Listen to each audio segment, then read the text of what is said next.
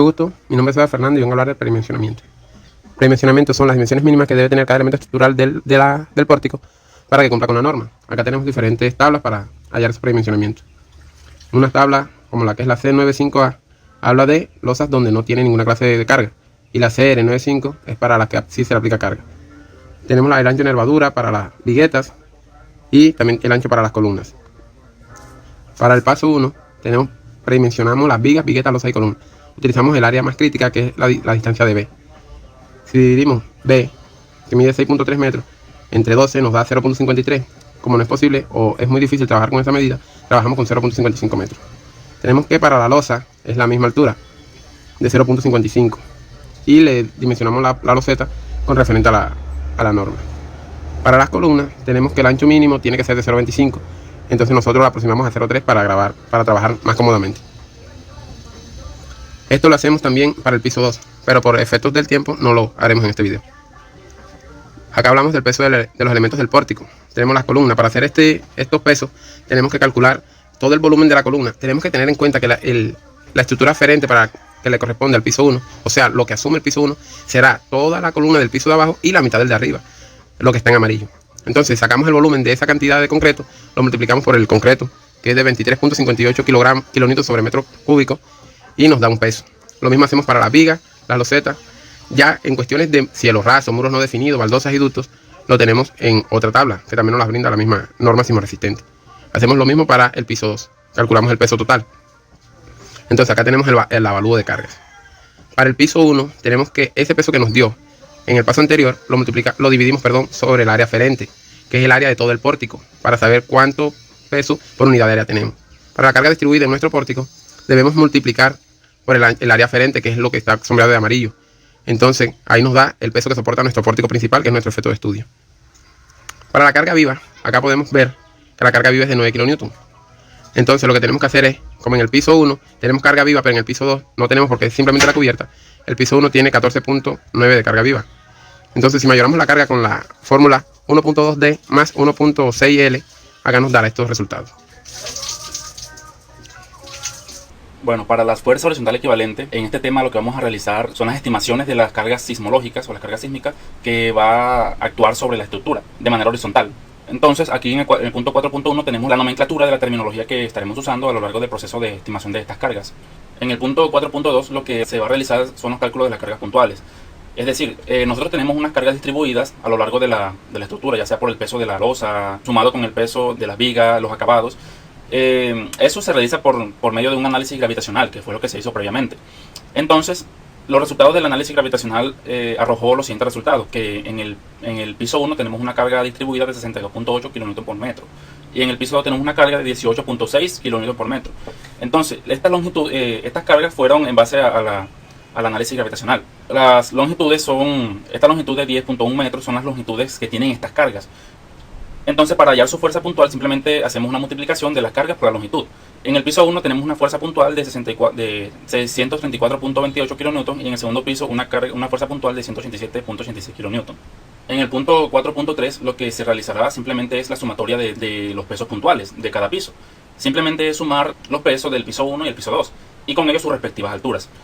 En la sumatoria tenemos un peso total puntual de 822.1 y una altura total de 6.4 metros, que es la altura total de la estructura. Estos datos se calculan con el fin de usarlo más adelante. Para el punto 4.4, pues simplemente tenemos la ubicación, el tipo de suelo y el grupo al que pertenece o se va a construir la estructura.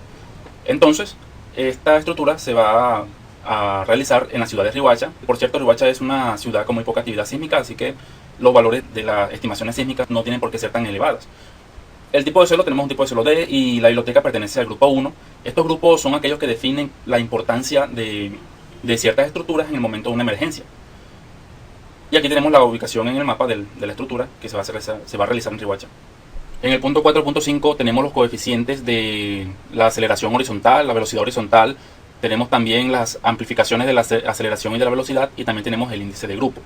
Estos valores se obtienen mediante tablas, mediante mapas de la sección A.2 de la norma sismoresistente. En esta parte pues tenemos cómo se hallan estos valores, y con respecto al índice de grupo pues se halla mediante la tabla A.2.5-1, en donde el índice de grupo tiene un valor de 1 porque la estructura pertenece al grupo 1 de la estructura de importancia. Para el punto 4.6 vamos a tener lo que son los valores de las oscilaciones de la estructura. Para ello, pues tenemos aquí los valores del TC y del TL, que corresponden a un tramo del espectro de diseño en donde la gráfica se mueve de manera no lineal. Este espectro, se lo voy a mostrar por aquí, verlo aquí. Este espectro actúa de manera no lineal. Esto quiere decir que el coeficiente de la aceleración se va disipando a medida que la oscilación de la estructura va aumentando. Entonces, estos son los valores del TC y del TL. El R es simplemente un coeficiente de reducción que se calcula mediante los parámetros o los coeficientes del phi A, phi P, phi R y RO. Aquí tenemos la fórmula con la que se calculan el TC y el TL y el R y el factor de reducción. Para el punto 4.7 lo que vamos a hacer es la construcción del espectro de diseño. Es decir, lo que vamos a hacer es realizar este diseño tal cual para determinar los valores del coeficiente de aceleración, que serían los del eje Y en este caso. Lo que vamos a hacer es darle valores arbitrarios al eje X, es decir, al eje de la oscilación de la estructura.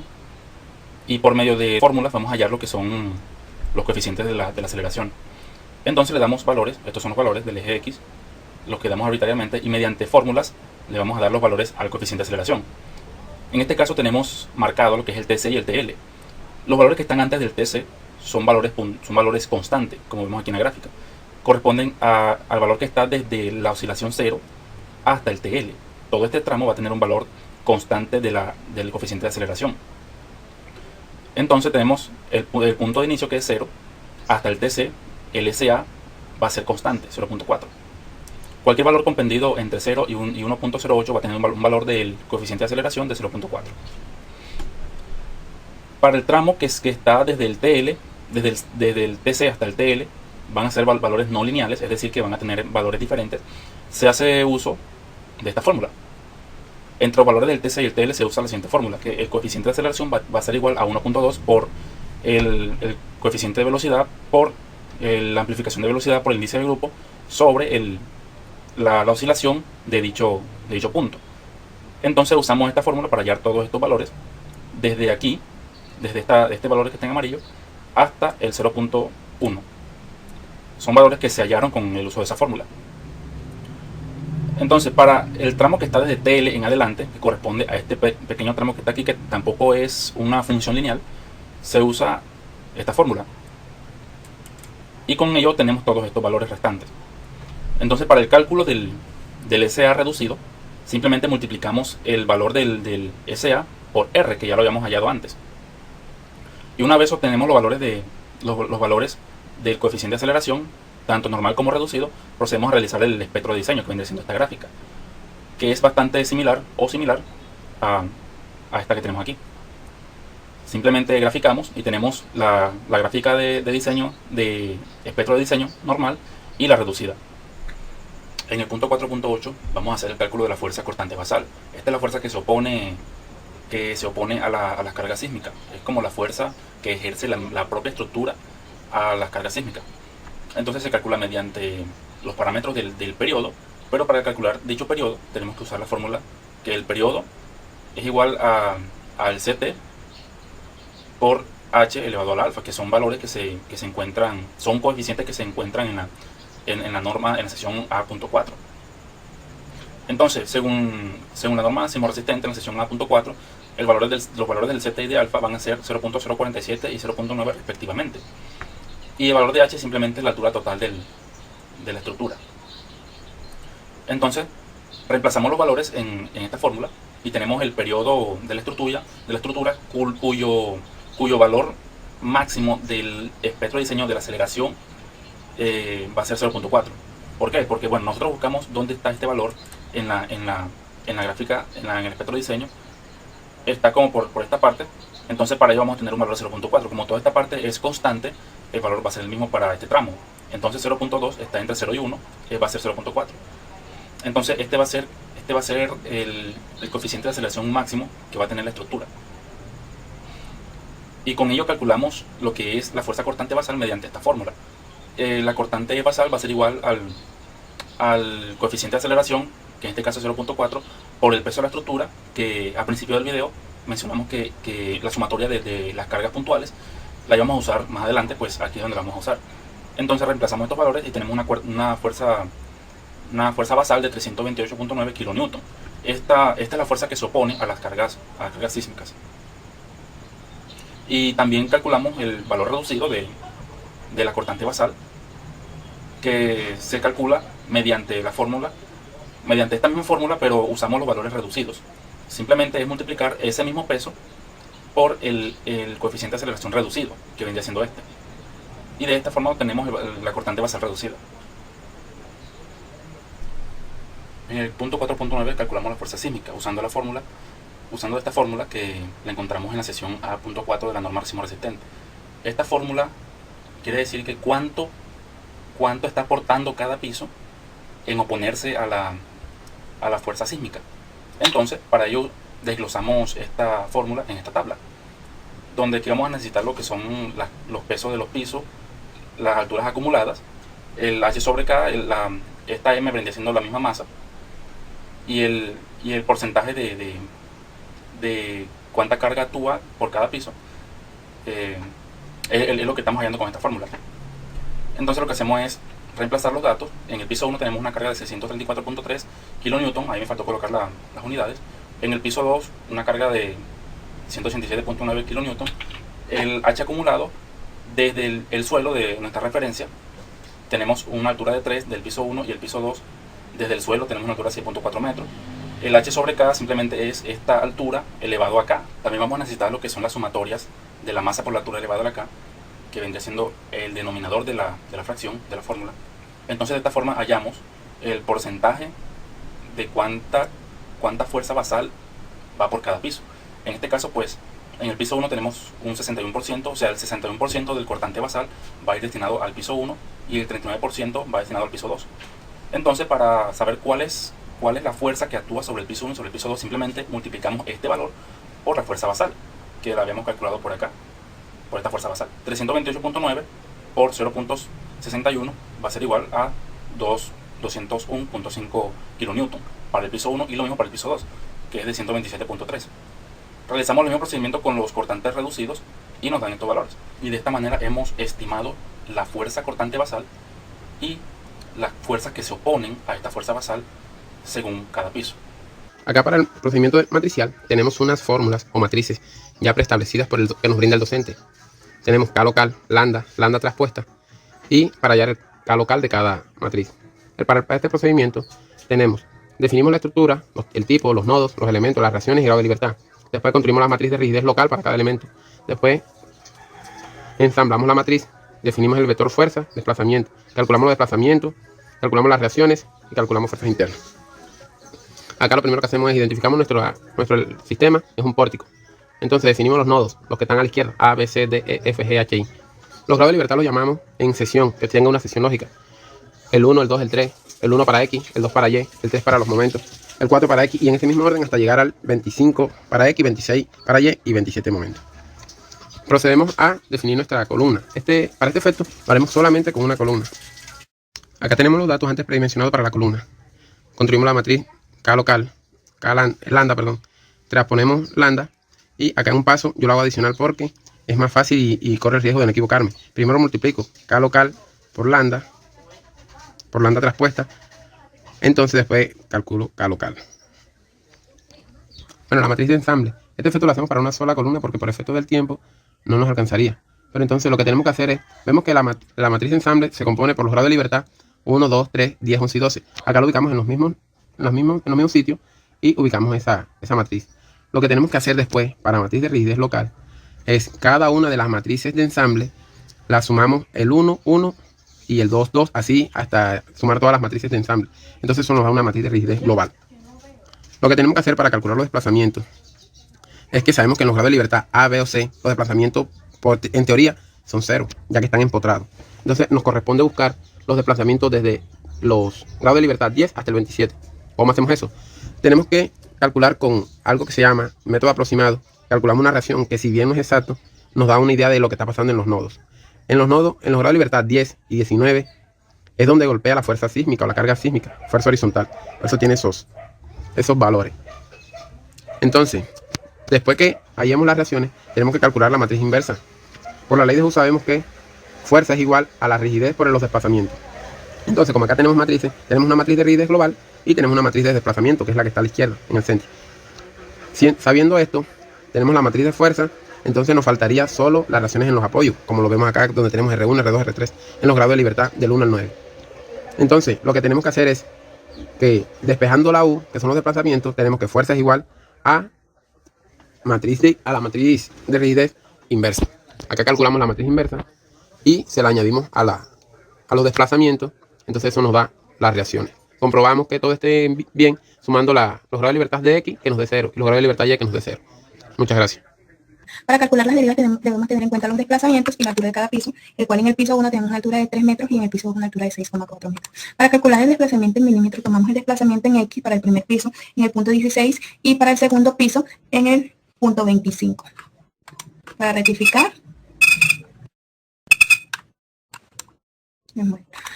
para el desplazamiento relativo en milímetros, simplemente restamos el desplazamiento para el primer piso, el desplazamiento menos 0, ya que no tenemos un desplazamiento anterior, y para el segundo piso, el desplazamiento en el piso 2 menos el desplazamiento en el piso 1, nos dio nuestro desplazamiento relativo en milímetros en el piso 2.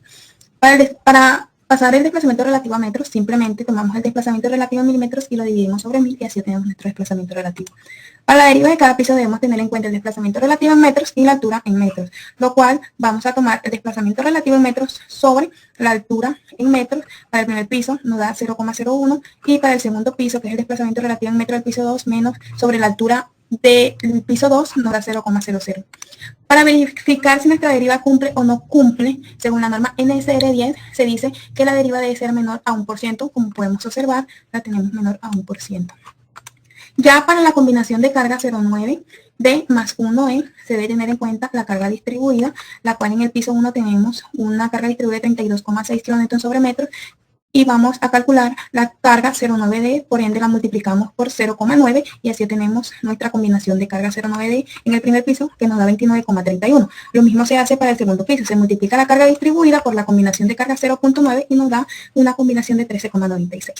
Para la carga 1E, decimos que toda carga o todo número multiplicado con 1 da lo mismo, por ende 32,6 por 1 nos da 32,6. Por ende, obtenemos las mismas cargas. De esta manera, realizamos nuestras derivas. A continuación, se explicará el procedimiento para conocer las combinaciones de carga en cada piso. Ok, como vemos, tenemos una combinación de carga muerta de 1.2, una combinación de 1 en cargas vivas y una combinación de 1 en cargas sísmicas. Para proceder a calcular las combinaciones, debemos tener en cuenta la carga distribuida, que es esta que está aquí. Como vemos, tenemos una carga distribuida para el piso 1 de 32,6 kN sobre metros y una carga distribuida para el piso 2 de 15,5 kN sobre metros. Entonces, lo que procederemos a hacer es multiplicar el valor de cada piso por cada combinación. En el caso de las cargas muertas, multiplicaríamos el valor de 32,6 por la combinación de 1.2, lo cual arrojaría un valor para el piso 1 de 39,084. Aquí podemos observar el procedimiento del set, multiplicado el valor del piso 1, la carga distribuida en el piso 1, por 1.2. Este mismo procedimiento se hace para el piso 2, se toma la carga de 15,5 y se multiplica por 1.2, lo cual arrojaría un valor de 18,62. Y ahí acabamos de ver el procedimiento, la fórmula en Excel, aquí está. Bueno, este mismo procedimiento se hace para las cargas vivas, que en este caso sería de 1. Entonces se toma el valor del piso 1 de las cargas distribuidas y se multiplica por la combinación, que sería un procedimiento muy sencillo, daría un valor de 32,57, como vemos, ahí se encuentra la fórmula, y lo mismo para el piso 2, un valor de 15,51. Aquí observamos la fórmula también en Excel.